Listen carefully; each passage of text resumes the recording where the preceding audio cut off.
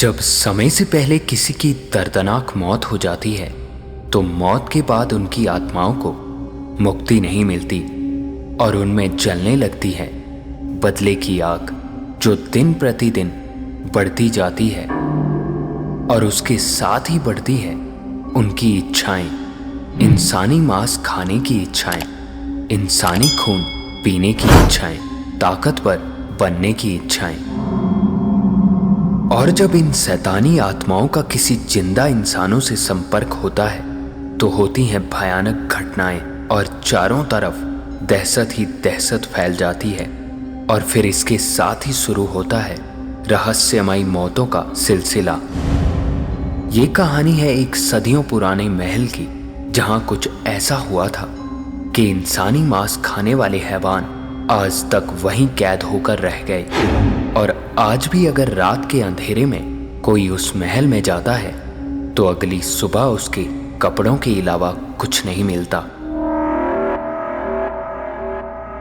नमस्कार, माई town channel में आपका एक बार फिर स्वागत है। एक कहानी ऐसी भी, एपिसोड 246।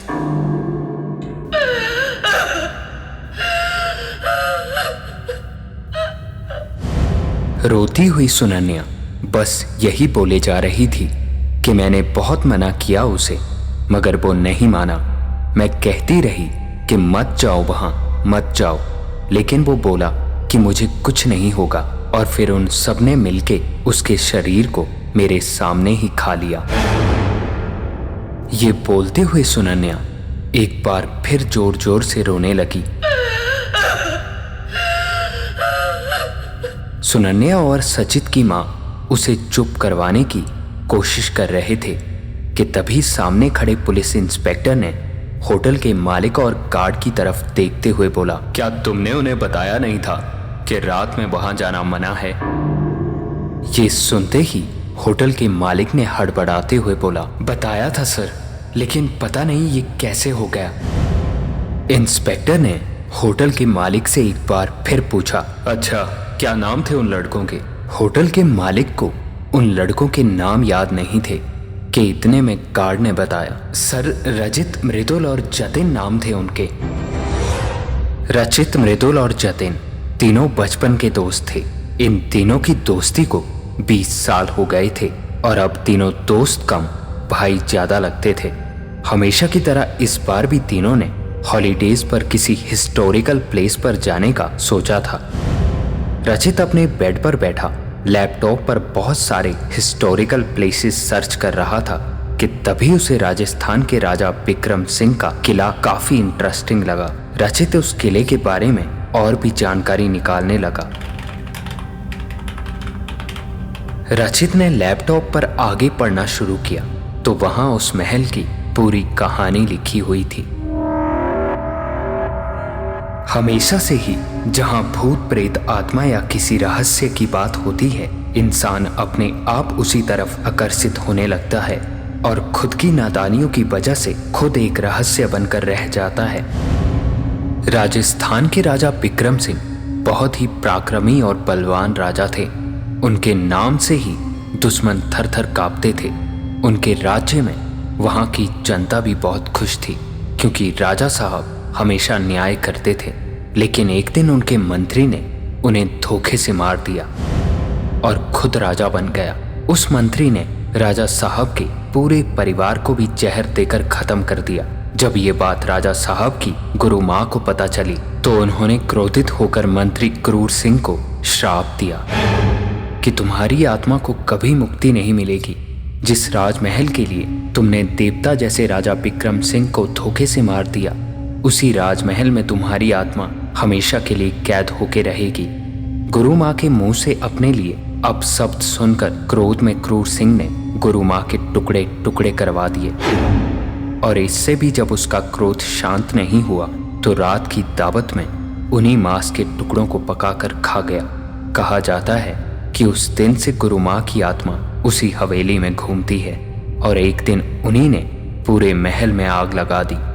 मगर उस आग में क्रूर सिंह और वो सैनिक ही मरे थे जिन्होंने गुरु माँ को बेरहमी से काटा था। कुछ सालों बाद भारत के राजशाही परिवार ने उस हवेली को खरीद लिया और उसको मेंटेन करके वहीं रहने लगे। पर जिस दिन से वो लोग वहां आए थे, उनका आपस में काफी झगड़ा होना शुरू हो गया था।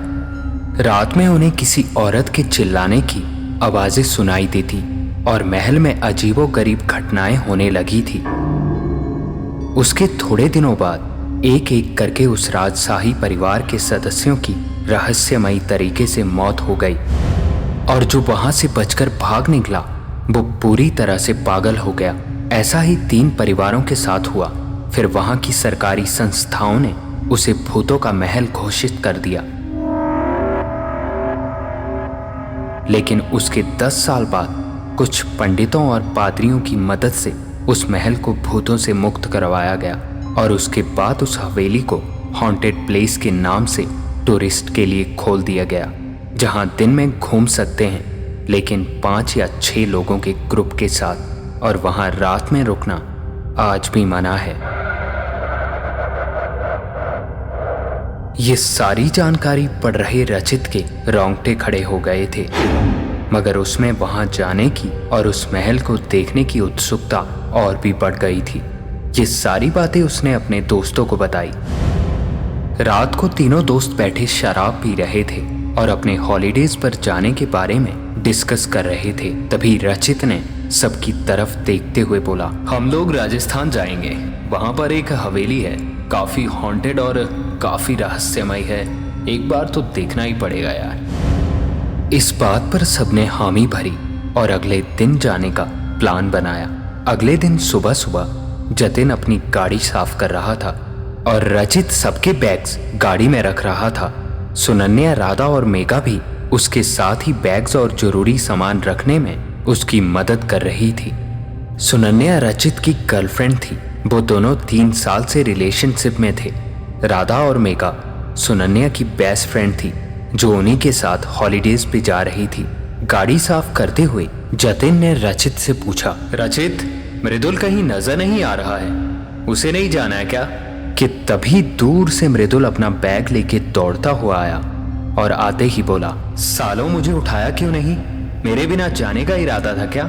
ये सुनते ही मजाक उड़ाते हुए जतिन ने बोला, हमने सोचा रात को तुझे ज्यादा ही चढ़ गई थी तो तुझे सोना होगा, इसीलिए तुझे परेशान नहीं किया। ये सुनते के साथ ही मृदुल ने थोड़ा चिढ़ते हुए बोला, सालों जिसके तुम्हारी तरह कमीने दोस्त होना, उसे दुश्मनों की कमी नहीं। इतने में जतिन ने हंसते हुए एक बार फिर बोला, अरे छोड़ो यार, चलो सब गाड़ी में बैठो, रात होने से पहले पहुंचना है हमें। और फिर वो 6 लोगों का ग्रुप राजस्थान के लिए अपने सफर पे निकल गया।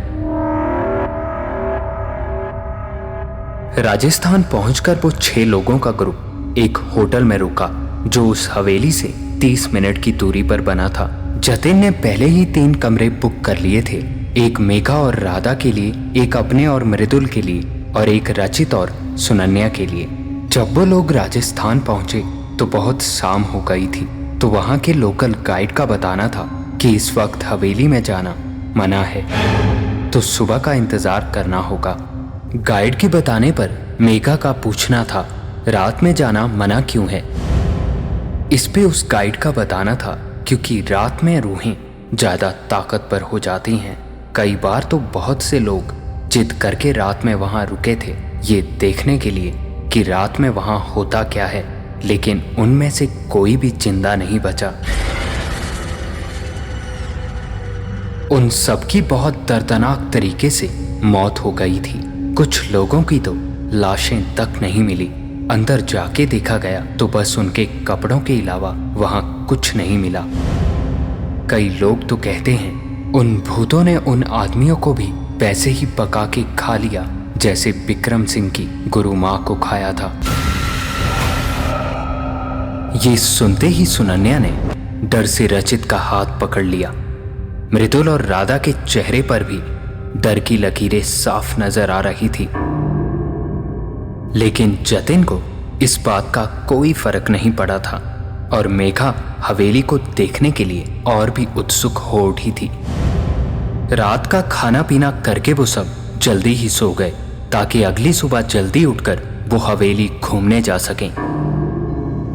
अगली सुबह वो सब एक लोकल गाइड के साथ उसी भूतिया महल की तरफ निकले। तकरीबन 15 मिनट के सफर के बाद वो सब उस महल के सामने खड़े थे। बाहर से देखने पर महल काफी बड़ा और भयानक लग रहा था। मेन गेट से सीधा रास्ता महल के मेन दरवाजे तक जा रहा था, जिसके आसपास उगे पेड़ और झाड़ियां इस जगह को और भी डरावना बना रहे थे। उस विशाल महल के बिल्कुल दाईं और बाईं साइड बहुत सी खंडहर पड़ चुकी इमारतें भी थी, जो उस महल से भी काफी डरावनी और भयानक लग रही थी। अभी वो सब उस महल को देख ही रहे थे कि तभी एकदम से वो गाइड रुकते हुए बोला, अब हम महल के अंदर जा रहे हैं, तो अंदर किसी भी चीज को छूना मत। कोई भी आवाज सुनाई दे तो डर के भागना मत।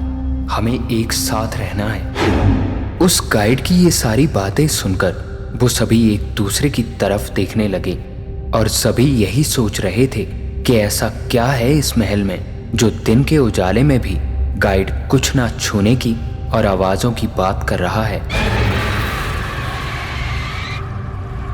धीरे धीरे सब महल के अंदर प्रवेश करने लगे। जमीन पर चलते उन सभी के कदमों की आवाज उस महल में गूंज रही थी कि तभी गाइड ने एक तस्वीर की तरफ इशारा करते हुए बताया, यह है राजा विक्रम सिंह की तस्वीर।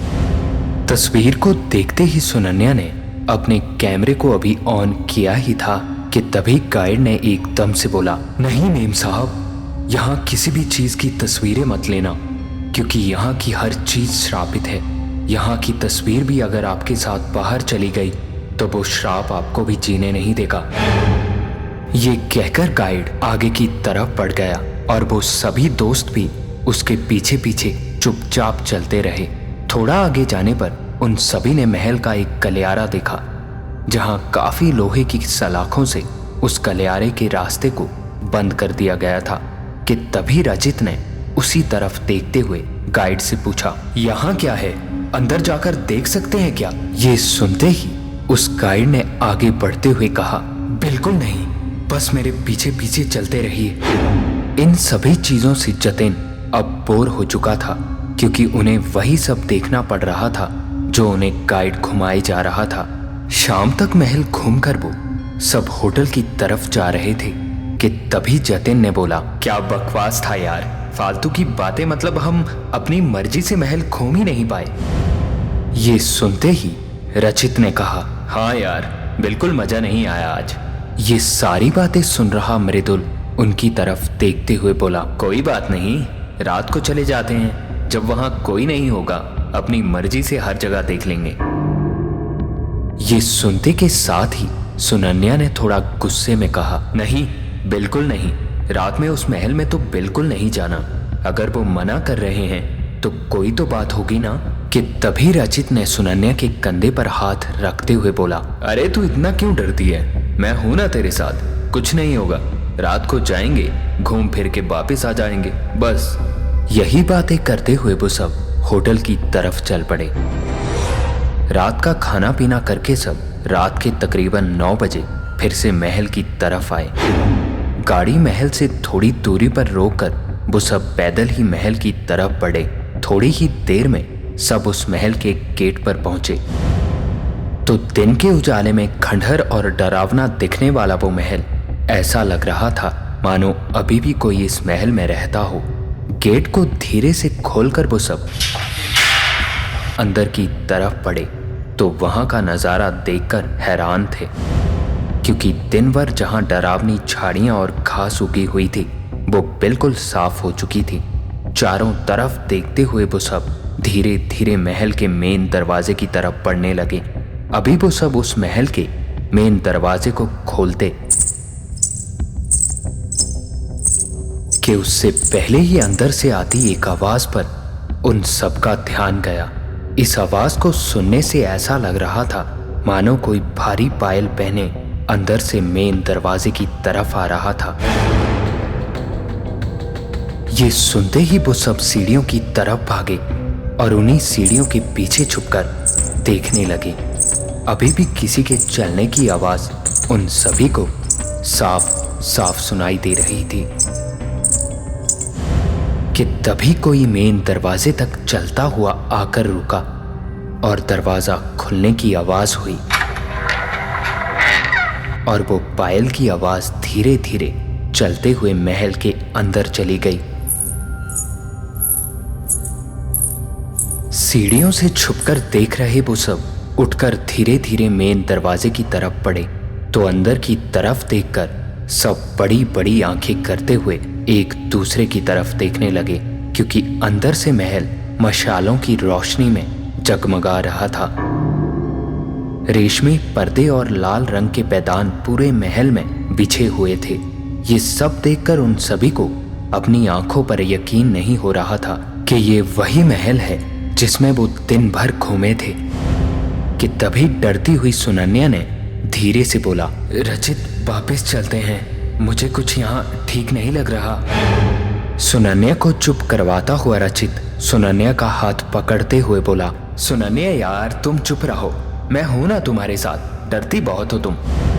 और फिर सब आगे बढ़ने लगे तो वो सब उसी पेंटिंग के सामने पहुंचे जो पेंटिंग गाइड ने उन्हें दिखाई थी, पर अभी वो पुरानी पड़ चुकी पेंटिंग बिल्कुल नई लग रही थी। ऐसा लग रहा था मानो अभी अभी उस पेंटिंग को बनाया गया हो।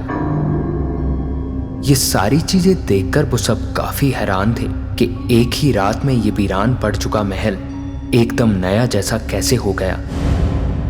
यही सब देखते हुए वो सब उसी महल के गलियारे के सामने पहुंचे जहां लोहे की सलाखों से वहां का रास्ता बंद कर दिया गया था। पर बड़ी हैरानी की बात थी कि पूरा महल काफी सुंदर और साफ था, पर वो गलियारा अभी भी उसी वीरान और खंडहर हालत में था जैसा दिन की रोशनी में उन सभी ने देखा था। रचित उस तरफ जाने को अभी हुआ ही था कि तभी एक बार फिर सुनन्या ने रोकते हुए बोला, रचित इधर मत जाओ, याद है ना गाइड ने मना किया था यहाँ जाने से। कि तभी रचित एक बार फिर चिढ़ता हुआ बोला, यार सुनन्या यहाँ और किसी को प्रॉब्लम नहीं है, एक तुम हो के डरे जा रही हो। और फिर वो सब धीरे धीरे उन लोहे की सलाखों को पार करके महल के उसी गलियारे में दाखिल हुए जहां एक अजीब सी मनहूसियत उन सबको महसूस होने लगी थी। उस गलियारे में जल रही मशालों की आग बिना हवा के अपने आप हिले जा रही थी। ऐसा लग रहा था मानो कुछ ही पल में ये सभी मशालें बुझ जाएंगी। उसी गलियारे के बिल्कुल सामने उन्हें एक कक्ष दिखा। वो सभी धीरे धीरे हर जगह को देखते हुए उसी कक्ष में पहुंचे जहां दीवार पर लगी एक विशाल पेंटिंग को लाल कपड़े से ढका गया था। रचित ने आगे बढ़कर उस पेंटिंग को देखने की कोशिश भर ही की थी कि एक बहुत भयानक चीख उन्हें उस गलियारे में साफ साफ सुनाई दी।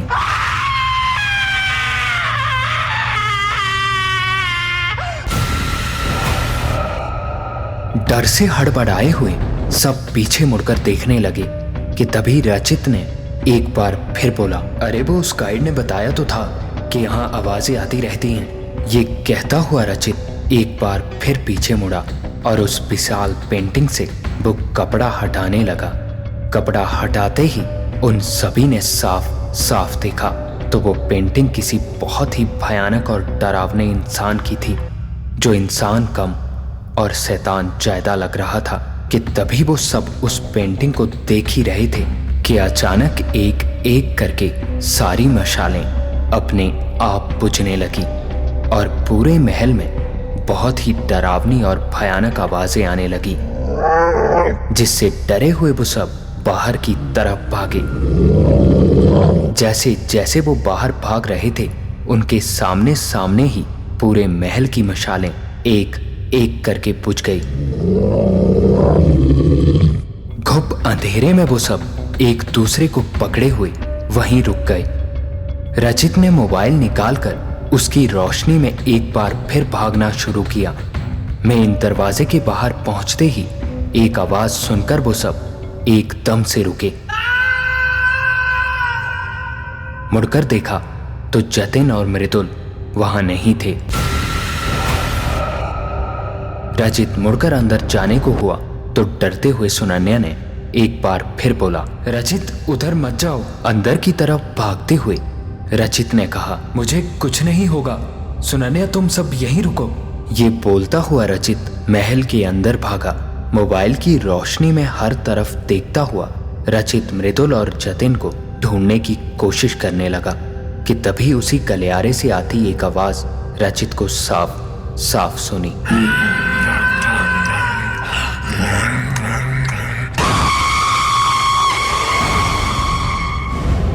इस आवाज को सुनकर ऐसा लग रहा था मानो कोई जानवर किसी को नोच नोच कर खा रहा हो। धीरे धीरे उसी तरफ बढ़ता हुआ रचित उसी कक्ष के दरवाजे पर पहुंचा जहां वो डरावनी पेंटिंग थी। रचित ने मोबाइल की रोशनी में अंदर देखा तो अंदर का नजारा देखकर रचित की रूह तक कांप उठी, क्योंकि अंदर मृदुल जमीन पर गिरा था और जतिन उसके पेट को चीर कर उसका मांस किसी जानवर की तरह नोच नोच कर खा रहा था। ये देखकर रचित जोर से चिल्लाया।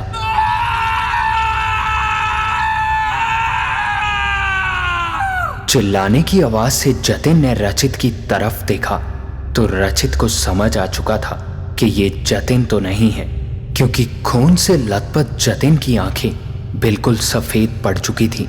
किसी भयानक जानवर की तरह वो रचित की तरफ पड़ा। ये देखते ही रचित बाहर की तरफ चिल्लाता हुआ भागा। मेन दरवाजे पर खड़ी सुनन्या, राधा और मेघा ये सब देख रही थी। भागता हुआ रचित ठोकर खाकर जमीन पर गिरा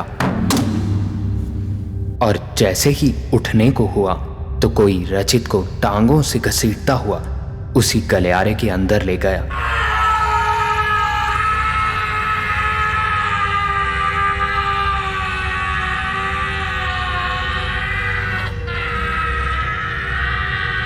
और फिर पूरा महल रचित की चीखों से गूंज उठा।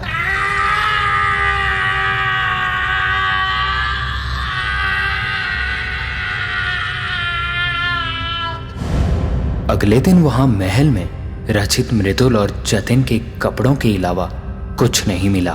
अगर आप भी किसी भूतिया जगह पर जाते हैं तो याद रहे वहां पर दी गई चेतावनियां हमेशा झूठी नहीं होती। और ये थी आज की एक कहानी ऐसी भी।